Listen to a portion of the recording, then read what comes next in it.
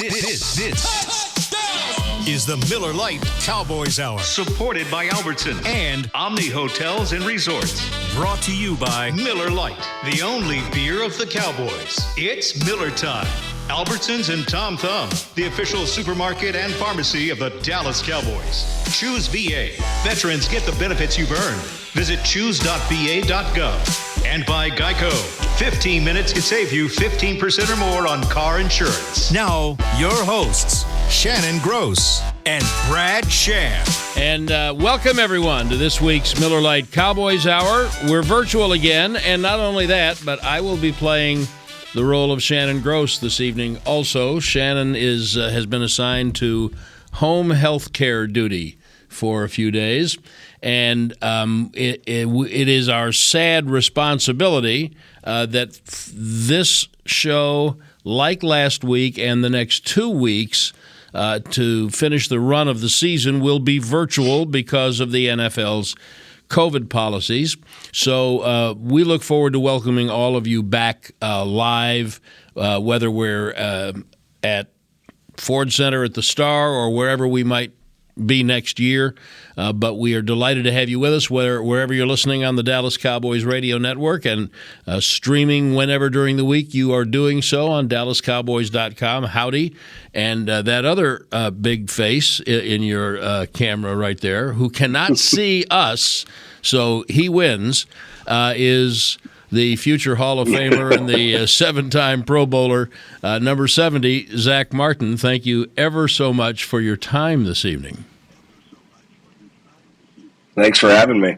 And this, all of you will be able to tell because the nature of the telecommunications is such that this is going to be like every network newscast you've seen for the last 2 years. There's about a 2-second delay between one person's finishing a statement and the other person's response or next statement. So bear with us. We're grateful to have all of you with us on Victory Monday in Shannon Gross's honor. It's Victory Monday, Yeah. and but it is Victory Monday. I mean, that was so. People ask me all the time, Zach, boy, wasn't that a fun game to broadcast? And the truth is, I tell them that every game is fun to broadcast. Some of them are a little more work, but they're all fun to broadcast. You know, you've only got X number of years to play football.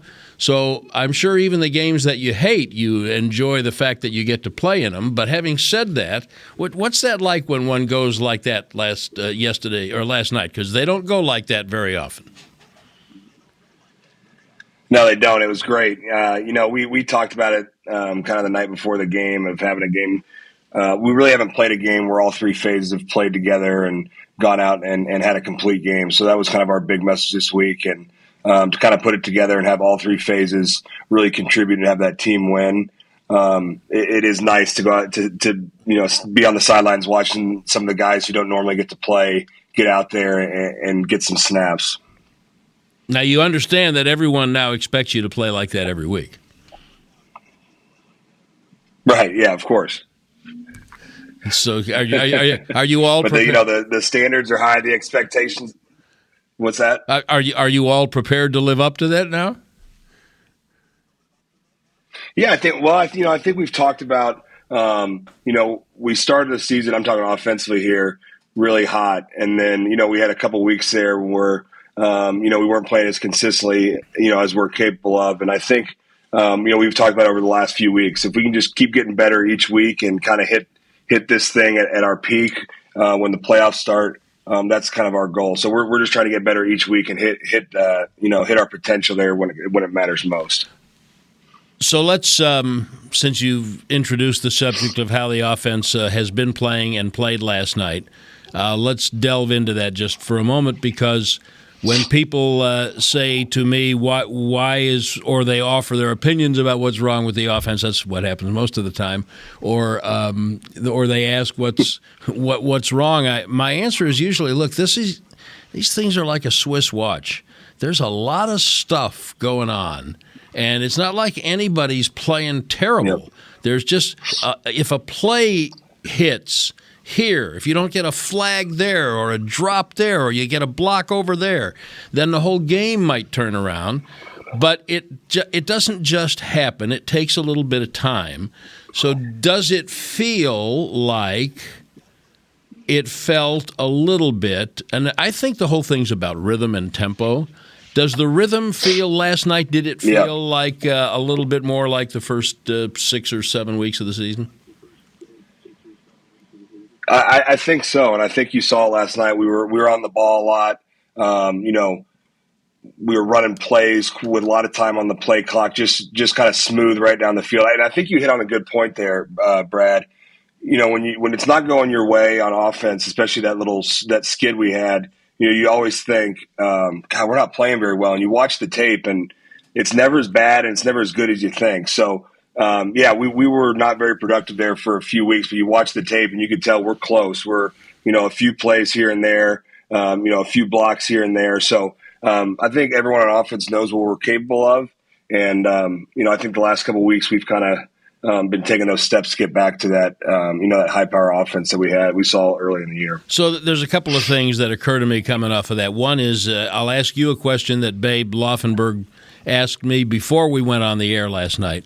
And then I asked Mike McCarthy on his pregame segment, and I'll tell you afterward what he said. But the question Babe asked me was, can you I'll say fix. I think that's a little bit of an overreach, but can you get better against an overmanned team that might be inferior in personnel and is at a definite disadvantage? I mean, Washington was at a definite disadvantage. They had a lot of people out. They had played on Tuesday, blah, blah, blah. You guys have been through the same thing.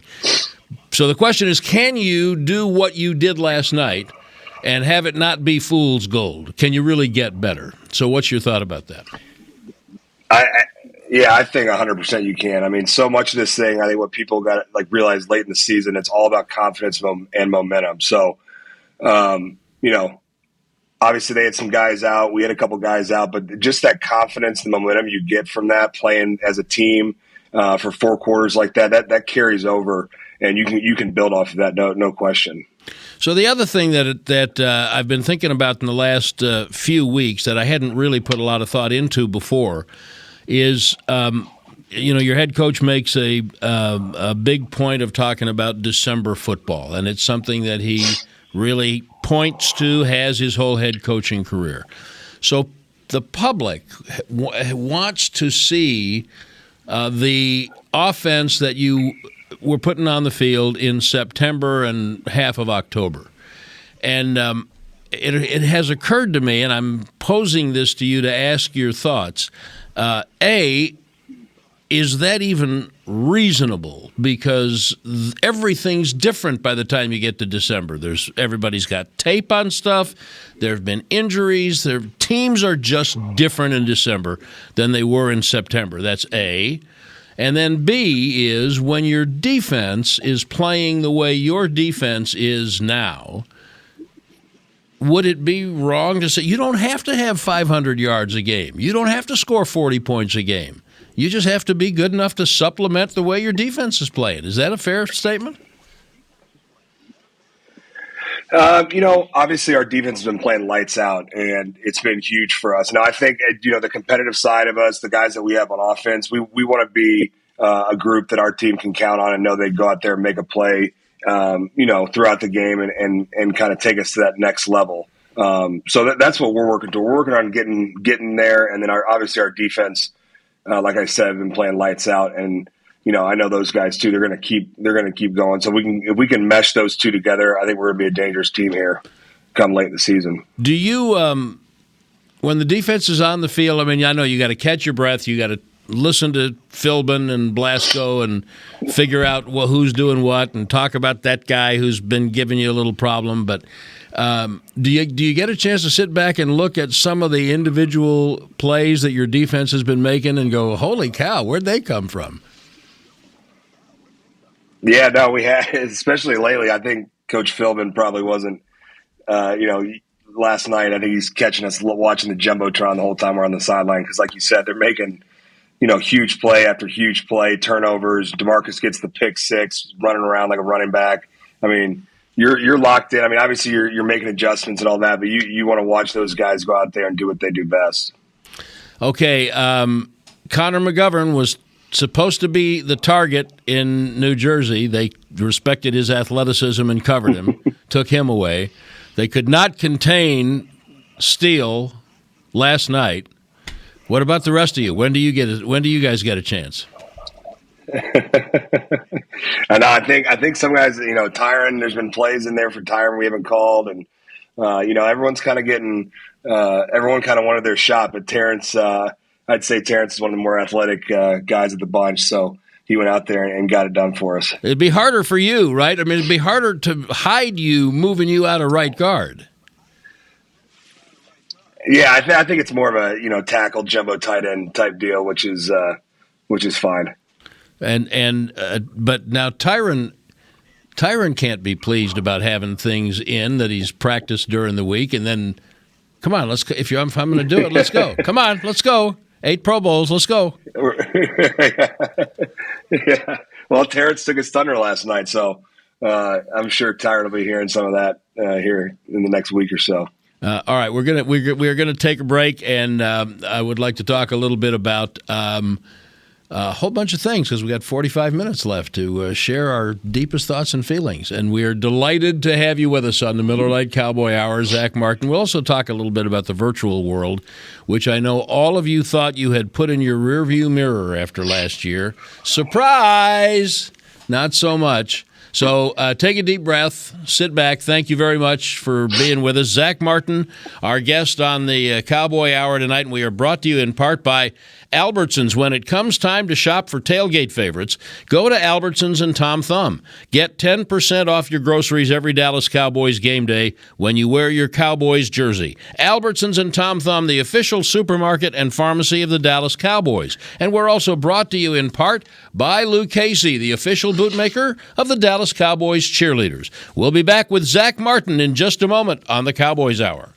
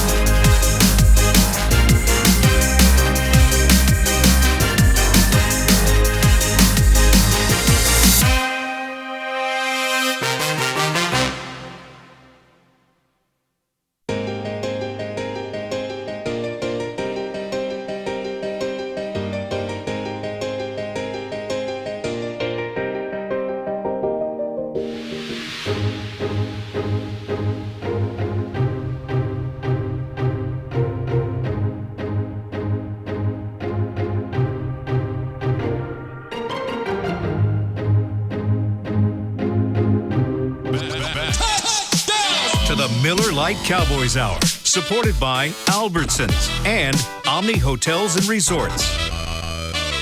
Welcome back to the Miller Lite Cowboys Hour. I'm Brad Sham. Shannon Gross is on home health care duty this week.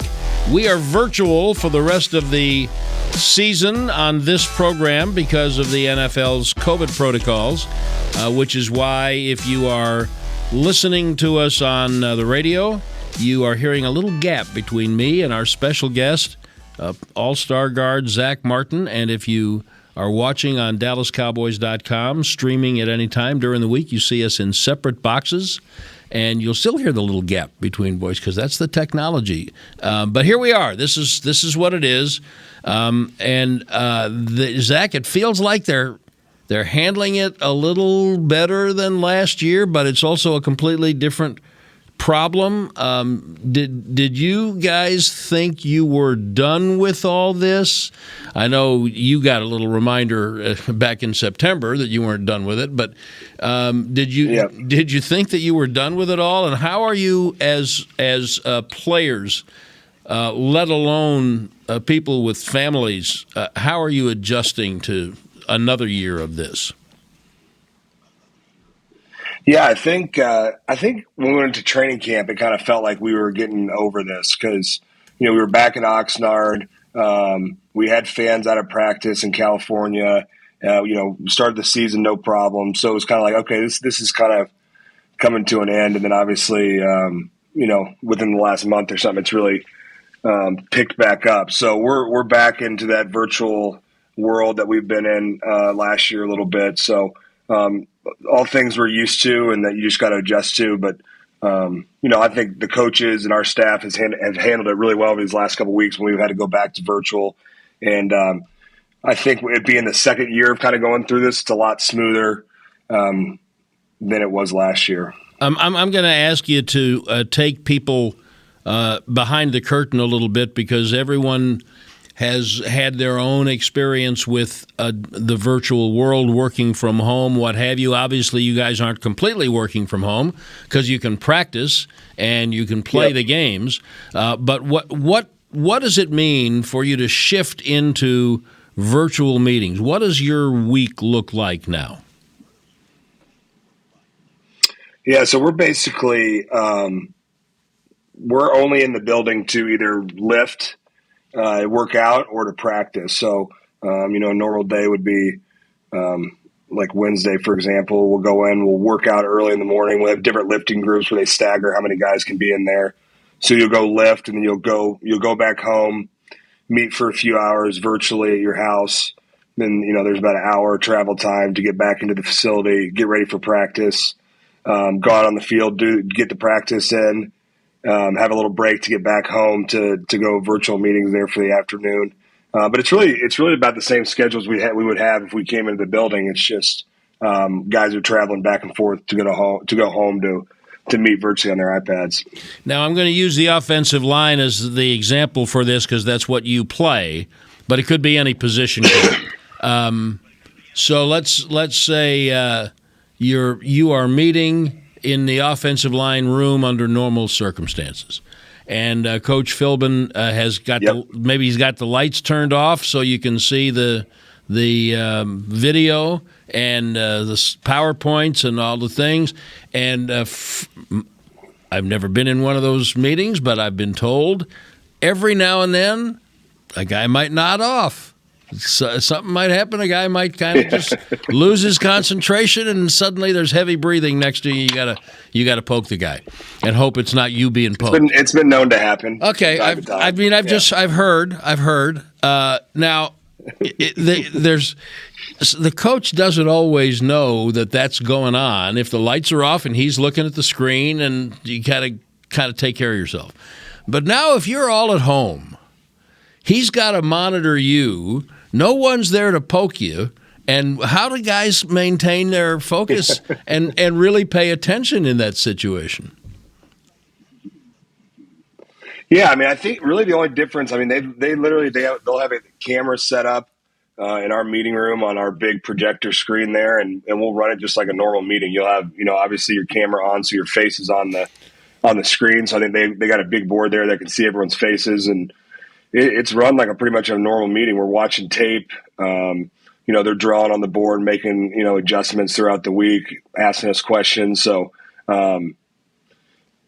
it's obviously not the same as being in there because, obviously being in person, you get some of, the extra banter and kind of communication like that. But like I said, I think all the coaches and guys have really adjusted well this season. And it's definitely gone a lot smoother as far as the meetings and the interaction and getting a ton out of what we can going virtually. That banter, I don't think that people who have never played and don't have the shared experience that you guys do. I never played, but I was in the military, and I've often said that I think that the military is the only experience that can come to mind for me that can simulate the bond that you guys have, shared sacrifice.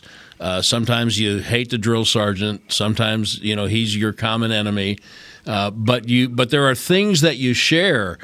Walking out of the room, just talking to each other, that creates the kind of bonding that allows you to be selflessly there for each other when the game comes. How much of that do you miss?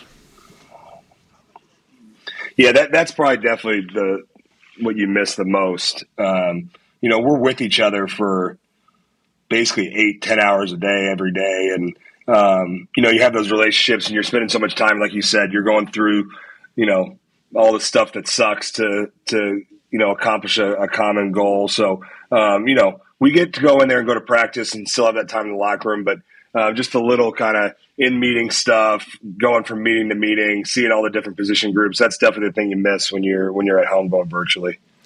Let's talk about it. I'd like to have you talk about a couple of the guys in your offensive line room.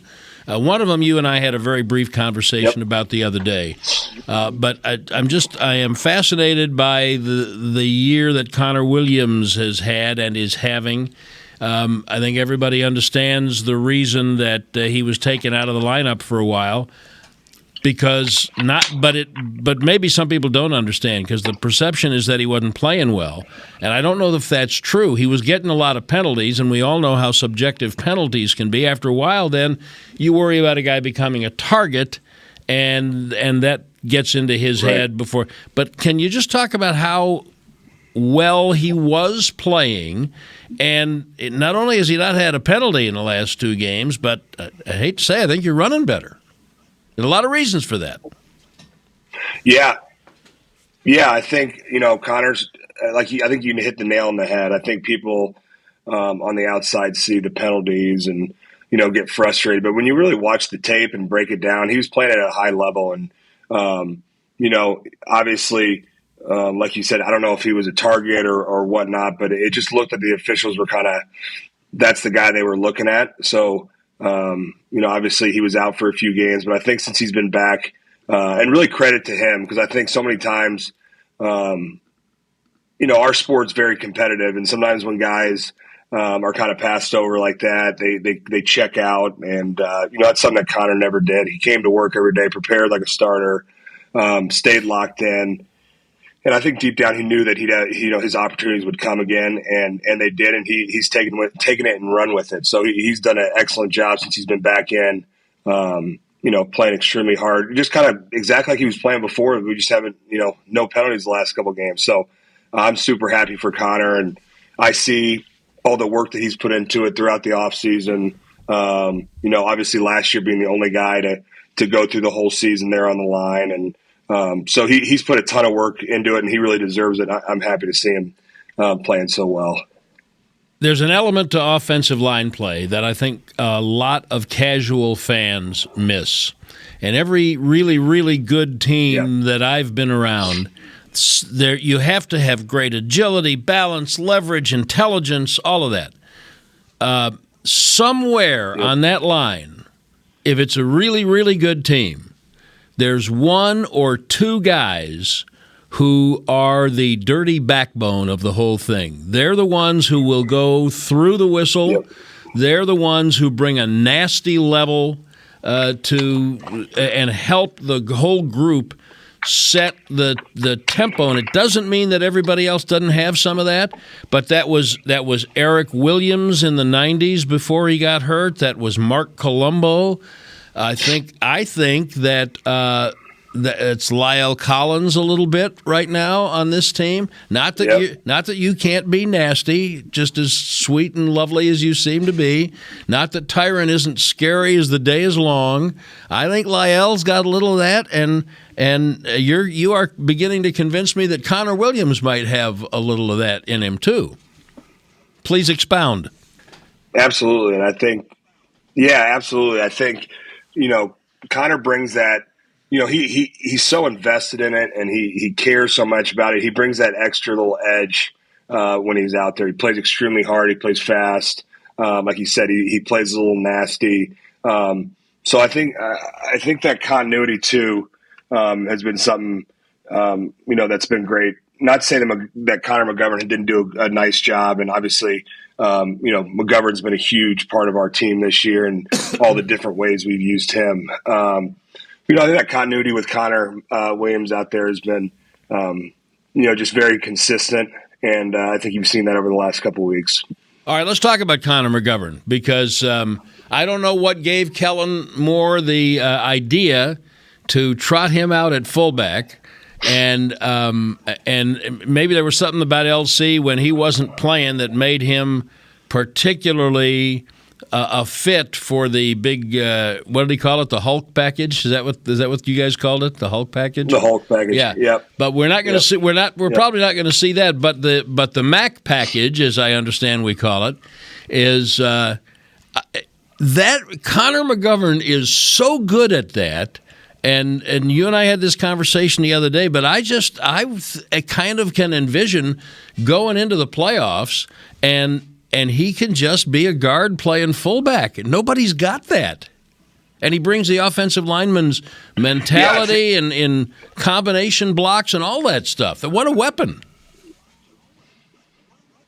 Yeah, it really is. And I think, McGovern did such a great job last year coming in and playing for me when I was out, and really had a really good training camp, and really earned the right to kind of get to be out on the field. And so I think Kellen and those guys did a great job of finding different ways to use them, and that has been a huge package for us. And I think he's really natural at that kind of fullback position, kind of finding his way through the hole, attacking guys, kind of almost being like a third guard in there on some of the plays that we've been running with them. So it's been a great addition to our offense, and it's been probably one of our more productive packages that we've had this year. And I don't want to be presumptuous, and not that you'd tell me anyway, to ask about schemes and plans and things, but would it be wrong to envision that as you go into the postseason that we could see that used in a bigger, different way than has been the case so far?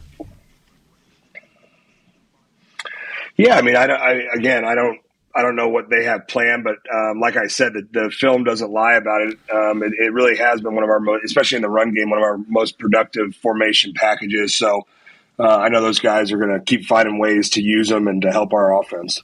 Okay, let's take another break. We're going to come back and talk about the Pro Bowl and some other stuff. Zach Martin's our guest, virtually. He really is our guest. He's not virtually our guest, but he's with us virtually because we're in a virtual format on the Cowboys Hour. We'll be right back.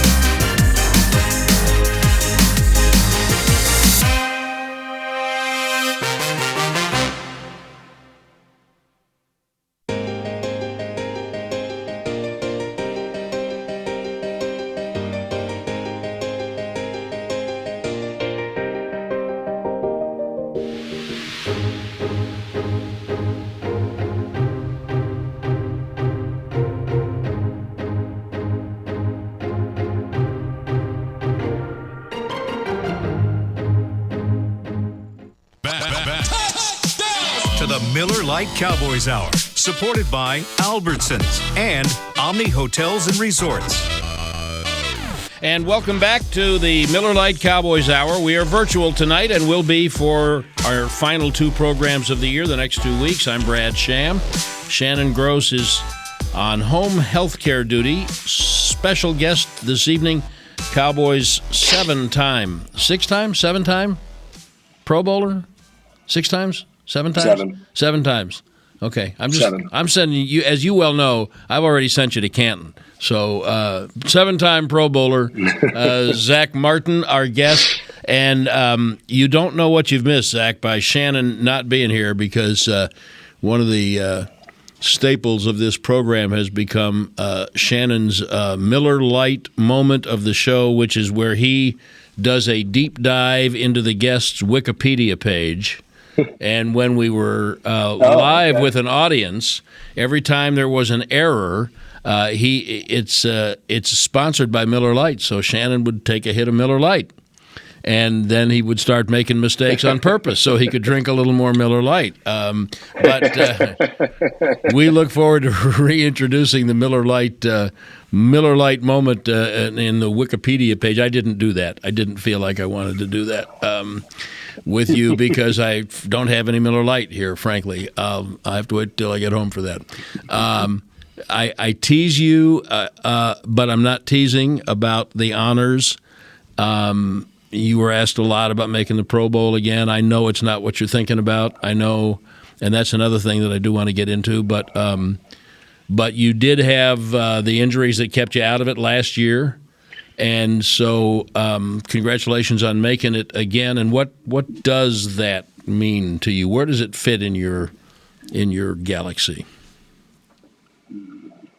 Yeah, I mean, it's a huge honor, and I think every year, obviously, we've got team goals, but every year you come in with your individual goals, and I think I have a standard for myself on how I want to play and how I think I'm capable of playing, and obviously had some ups and downs last year, missed some significant time for the first time in my career, and I really want to make a point to come back and just be that same guy, be the guy that everyone can count on to be consistent week in and week out, and get back to playing at that high level. So, big honor for me again. But I worked hard to get back to this, and I just keep trying to take my game to that next level. When you missed the first week, and some of your teammates were asked about, okay, what will you be missing in Zach? And Zeke Elliott didn't even hesitate by saying something that, frankly, I agree with, which is Zeke said, well, Zach's our best football player. So we're really going to have to work to get around missing him. How important to you is that kind of affirmation from your teammates? I mean, yeah, I think especially coming from Zeke, who I think so highly of as a person and a player and a competitor, it means a lot. And it was tough. I think especially coming off of missing those last 5 or 6 games last year, not being able to be out there on that opening night, especially down in Tampa versus the defending champs, and be with my teammates. But I think as we've seen throughout this whole year, every team's going through all the different COVID stuff. So it's just part of what we're dealing with right now is really across the world. And I was back in there next week, and obviously it felt great when I was able to get back out there with my team. Now, I'm not kidding about the Hall of Fame. I know that we had a little running joke for a couple of years, the beginning of your career, when I would ask you about playing tackle. And then last year you went out and played tackle as soon as I quit asking you about it. But that I was kind of kidding about that. Just not my fault. You're a versatile athlete and you can do more than one thing. Don't shoot the messenger. But I'm not kidding about the Hall of Fame. You're all decade. You're a 7-time Pro Bowler. If you're healthy, you're going to continue to make them. And I really believe that you're a Hall of Fame player. What does that mean to you? Where is that in your galaxy? I mean, look, I'd be lying to you if I said I've never thought about it before. Obviously, I think as you start your career, at least for me, that was never like I didn't come into the NFL and say, I want to be this or that. Obviously I had expectations for myself, but I didn't come in saying I think I'm going to be a Hall of Famer. And, obviously I think I still have some ways to go there. But, over the years, it's definitely something that kind of pops up in your mind. And it is a goal you set out for yourself. And, I think at this point in my career, obviously winning the whole thing is number one. But, continuing to take my game up each year and stay at that consistent level to maybe have a shot there one day, it's definitely a goal. So let's talk about taking your game up each year. You're probably, I'm going to guess you're your own harshest critic. Most great players are. Yep. So do you still have things you think you need to do better, or is your biggest challenge now to stay at the level you've attained?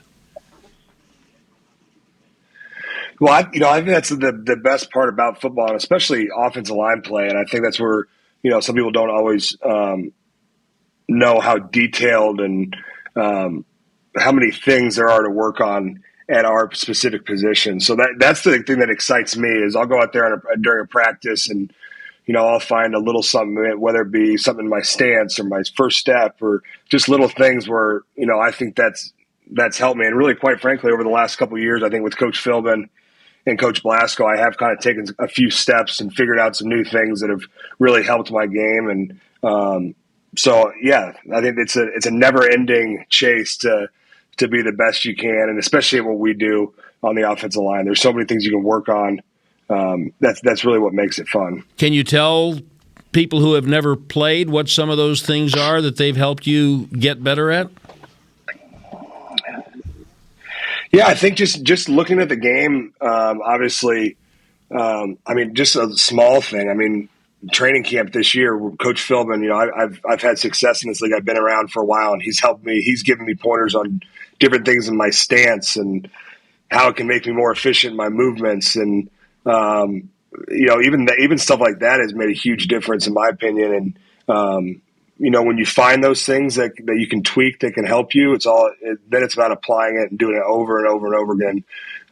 That's also something about the offensive line position is it's something that in my opinion, you can't get good at unless you're constantly taking reps and reps and reps at it. So, that's been fun. And I think, Coach Philbin and Coach Blasco, they're very good at giving that consistent message, and you hear it every single day. So it's just great reminders that those little things, those add up. And for me, late in my career, I think that's really helped me is just continue to grind on those little details that really, people always have opinions on blocking, different ways to block people, but it's pretty basic. And I think when you go and you rep those basic fundamentals over and over and over again, that's when you get good at it. Don't say late in your career. I rather think of you as being just maybe slightly past the midpoint. I'm not done with you yet. Okay, yeah, there you go. I'm not done yet. All right, good. And I don't want to short Jeff Blasco, who I think is a really, really good, intelligent young coach, but I do want to talk about Joe Philbin a minute because I think that the relationship between offensive linemen and the offensive line coach is almost unique. Every position group might say that. I happen to think it's really unique among offensive linemen. I remember when Mark Stepnoski, who was a tremendous player, he left here as a free agent and went to the Oilers/Titans and then came back. And I remember asking him, what do you look for as a free agent? What do you look for? Because people think it's money, and maybe it's the city and the weather and the head coach. And he said, well, it's the strength coach and it's your position coach because the money's going to be what the money's going to be. Yep. And so those two things, he said to me, are really critical, which was an eye-opener. So who was your rookie O-line coach? Was it Callahan? Bill Callahan. Bill Callahan, and then after Bill, Frank Pollock, and then pretty quickly it was Colombo. Paul Alexander was in there for just a part of a year. Paul Alexander, and then it was Colombo, and then now Coach Phil. And now so Phil. Five. Five offensive So, line. and Philbin's a guy who are not in the sport don't pay attention to lifer coaches. You know, Philbin's been a head coach, but he's been around a very long time. What's he bring different, completely different personality than Colombo, for goodness sake, and Alexander? And what have you gotten from some of these guys that stick with you? Yeah, I think I've taken something from all those guys throughout my career. But I think, just speaking on Coach Philbin, I mean, as far as a technical standpoint, what he teaches and kind of his coaching tree, his offensive line coaching tree that he comes from is what I came from college. My college line coach came from the same coaching tree as Coach Philbin. So we're doing a lot of those same things. Really, a lot of basically the same exact drills I did through college we're doing now. Same kind of philosophy, same technique. So it's kind of been fun to go back to that. I mean, offensive line blocking, a lot of it is similar, but just kind of that philosophy of offensive line teaching, to go back to that, what I had, my last couple of years at Notre Dame has been really fun. Zach Martin's our guest. By the way, how often do you talk to Travis? A lot of people thought you'd dry up and blow away when Travis Frederick retired. Yeah, I talk to Travis each week. I get a pregame text from him every week. He sent me a nice text after the game last night. He came down to a game earlier this year, stayed at my house, so we stay in touch quite a bit. Yeah, he was an original. I still miss him. I would say tell him that I miss him, but I'll tell him myself. I'll text him and tell him myself. Zach Martin is our guest this evening on the Miller Lite Cowboys Hour. We're brought to you in part by Omni at the Omni Frisco Hotel. Kick off your stay at the official hotel of the Dallas Cowboys with style. Cool off in the elevated pool, savor upscale comfort food at Neighborhood Services, and enjoy all the dining and entertainment options the Star has to offer. Visit omnihotels.com/Frisco to learn more and turn the next home game into a weekend getaway. Zach Martin's our guest. A few more minutes with number 70 when we come back on the Cowboys Hour.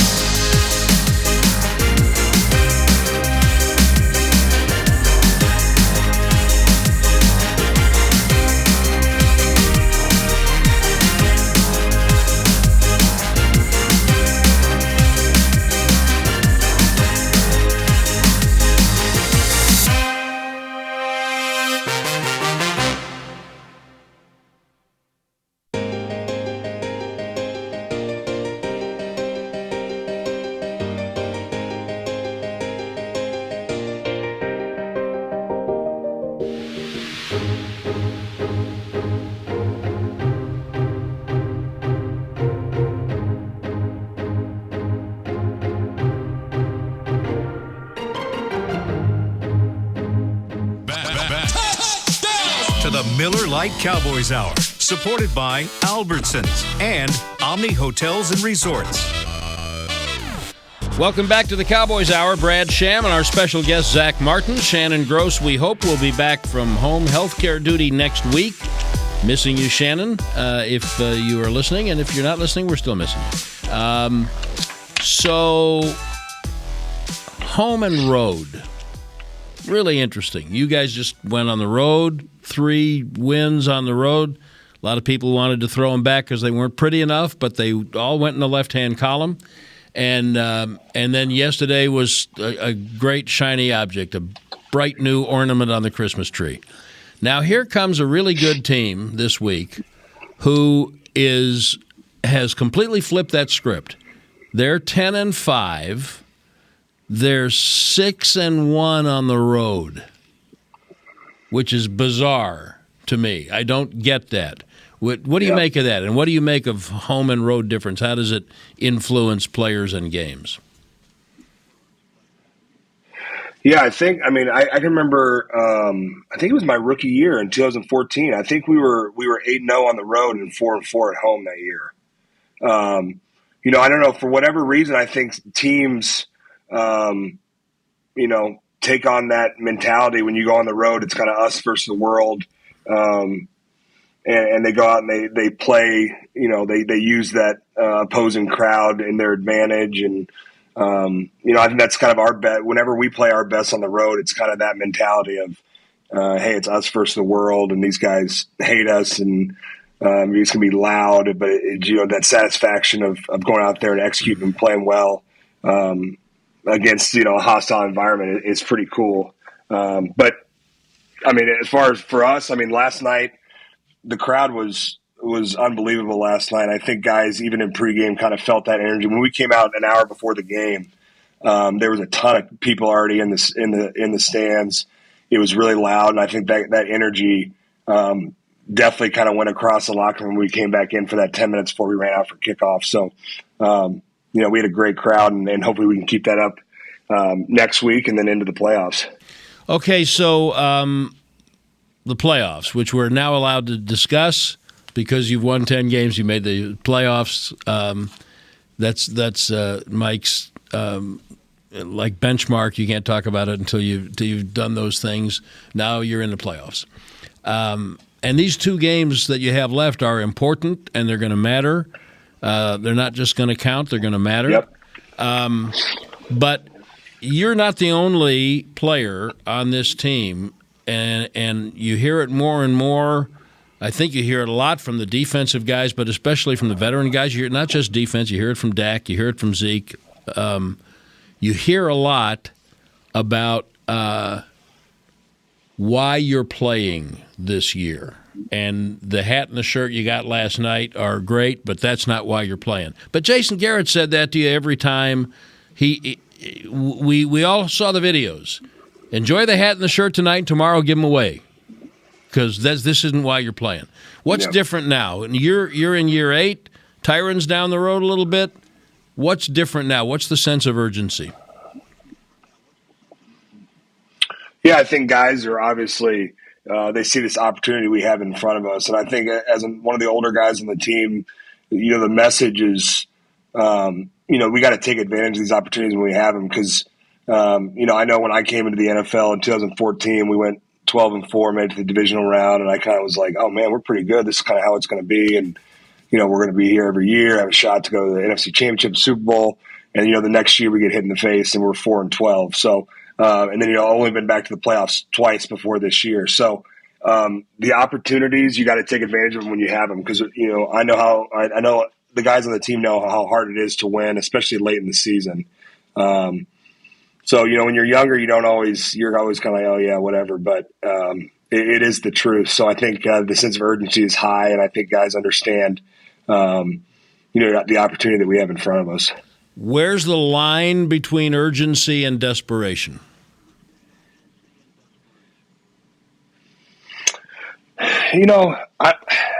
I look at it this way. Last week, this week, obviously our next two games, like you said before, these games obviously count, but they really do matter. So I think we've taken kind of that playoff approach over the last couple of weeks, and we know how important it is to win. So I think the urgency is high. Definitely, I don't think desperation. There's no desperation in our room. I think we're a confident bunch that know what we're capable of.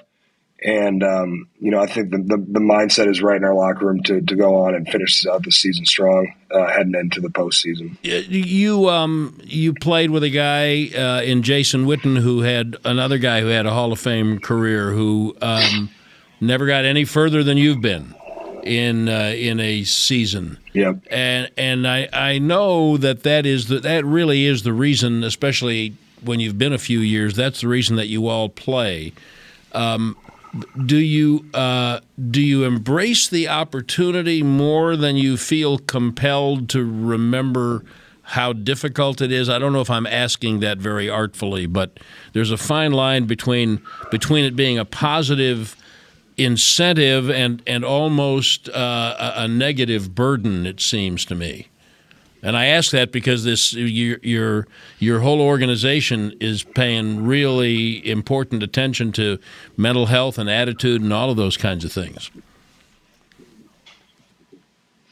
Yeah, I guess I don't know. Can you ask that again? Yeah, I mean, I think that you can look at where you've been and what you haven't done and how frustrating it can be. And you can look at Witten, you can look at Sean Lee, a couple of guys you were close to, and say, geez, look what they did, look at the price they paid, and they never got, and now, so here we are, and we're good. Dadgummit, we're good, and we know we're good. But the young guys think that, like you did as a rookie, we're good, we know we're good, and you know what, that doesn't mean anything. You got to be good, and then you got to be better than the other team the next day. It just seems to me to be a difficult thing to balance, to not have the pressure become pressure. Dak always says pressure's a privilege, and I wonder if you can apply that to something like this.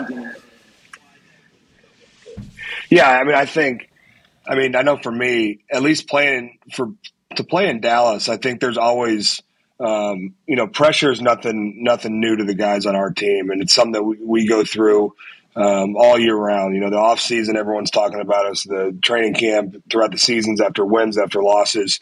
So I think pressure comes with the territory. And like Dak said, pressure's a privilege. I just think this year, not to say that we haven't had it in the past, but this locker room and this team, I think everyone is just locked in on what we need to do. And I think everyone sees what we're capable of, and when we're all firing all cylinders, how good we can be. So I don't think pressure is a negative for us. I think it brings out the best in our group. I think we have an extremely competitive team, and I think it really does bring out the best in us. And does we've got a little less than a minute left, does 14, 16, 18, anything about this run right now feel similar or different from those three runs? I think this year, 14.